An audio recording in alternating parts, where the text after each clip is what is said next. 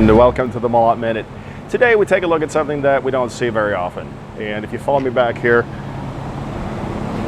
we're going to be talking about these divots that you see here in this mantle. This is the result of a tramp event, we call it. A piece of tramp iron has come down here. The first ding is up here, and then progressively this piece of drill steel, we think it's drill steel, has dinged it 1, 2, 3, 4, 5, 6 times, 7 times. And the problem with that is, as you come down here and the steel won't compress anymore and the top has lifted as much as it possibly can, that uncrushable force has to go somewhere else, and what happens is this part gets pushed down. The top has lifted as much as it can, the steel has compressed as much as it can, and there's nothing left to give but for the force to go downwards. We're going to take a bit of a closer look here. Now, what we're looking at here on the outside is the mantle. And as the mantle got dinged, most of the force appears to have been taken up by the backing behind the mantle.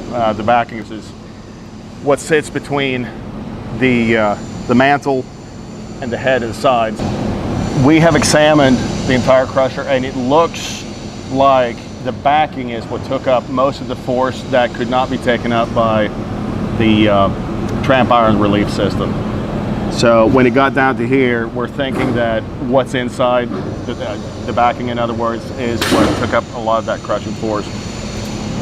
Now that piece we just looked at sits on top of this piece. So we looked at the head, this is the eccentric, and between the head and the eccentric is a brass bushing that fits over here. When the tramp iron relief system cannot give anymore and that crushing force from tramp iron has to push down, there's a thin film of oil that separates these pieces. This piece here spins around and the other one spins independently of that. If that thin film of oil is no longer there to protect the parts, they start to grind up against each other. They start to spall, they start to pit, and basically could crack. Is that correct, Buck? That's correct. Buck says that's correct. Now, that's one bushing. Here is the next brass bushing that sits on top of the shaft that's attached to the mainframe inside the crusher. Not only does the crushing force come down, it also goes sideways, so you have to think about not only does it lift things up and push things down, but it also pushes sideways. So when the force comes over here to the main shaft, it could very well bend the main shaft. And if the main shaft doesn't give, maybe the mainframe gives. So we'll take a look inside the crusher and we'll see just what we're talking about in there. Behind me here you see the cone that these parts came out of that experienced this tramp iron event. And we're going to take a look at the different pieces inside, and you'll see why a small piece of steel can become very expensive. Okay, well here we are above the crusher and we're taking a look inside. This here is the main shaft. This part that sticks up over here. And as I said, the crushing force comes not only down, but also sideways. And this part here could actually bend. I'm also going to zoom in here past the main shaft, and we're going to take a look at the counter shaft, which you see there. That would be the counter shaft. We took a look at the counter shaft inside the mainframe, which is over there, and we're going to take a look at where that counter shaft connects to the moving parts, and that would be down here at these teeth. This part here is made to rotate, driven by the counter shaft, which in turn is driven by a motor. But if you experience something like this tramp event that you see over here, then what happens is the entire machine comes to a complete standstill, and it's quite a shock load to the crusher. So if this happens to your crusher, there's a definite possibility that not only do the brass bushings get damaged, side-loaded, but you could also break off your counter shaft and the drive ring that we just took a look at over here. This one. It's very easy to knock off a couple of teeth. Okay, so to make sure that everything is okay with the machine, we dig out the specs and we start measuring pieces like this brass bushing here.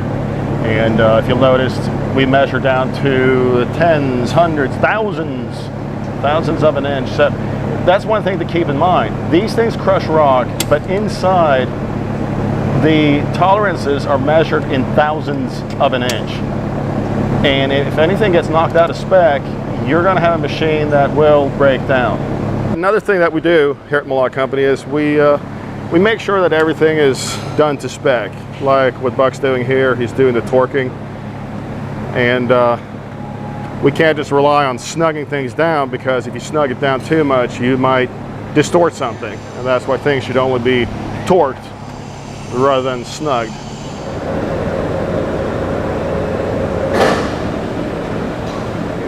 We're going to take a look at the two parts that fit together. That's the main shaft.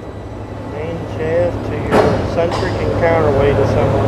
That's the main shaft and the eccentric that sits around it. And if you'll notice, Billy, put your finger down there where they meet, just so we can see. Just see how tight it is. Yeah, you can see how little clearance there is between those two pieces. And when a piece of tramp iron comes along, it's very likely that it'll squeeze that film of oil out from between those two pieces, and very easy for those pieces to seize together at that point, because we're talking about enormous pressures. You should have at least 30-some thousand center clearance. Okay. Billy's saying that you should have at least 30 thousandths of clearance, and if you have any less than that, you're very likely to start seizing your pieces together and start spalling metal and doing all those things that you really don't want to. Now, just to let everybody know, it is hot today, so that's why I look a little bit damp. The next thing that we do is mount the machine on the test stand. As soon as it's assembled and ready to go and torqued down, we put it on the test stand, we run it to temperature, which is typically 2 hours. And over here, we take measurements on our computer. It's hooked up to all kinds of sensors, and we collect all the data, like RPM, temperatures, anything that could affect the machine. And when the machine conforms to all these specs, then it's ready to be delivered back to the customer. We recommend that anybody who operates a crusher installs magnets to pick up on ferrous materials, but not all metal can be picked up by magnets, so we also recommend metal detectors. We hope this has been useful to you, and we hope to see you next time.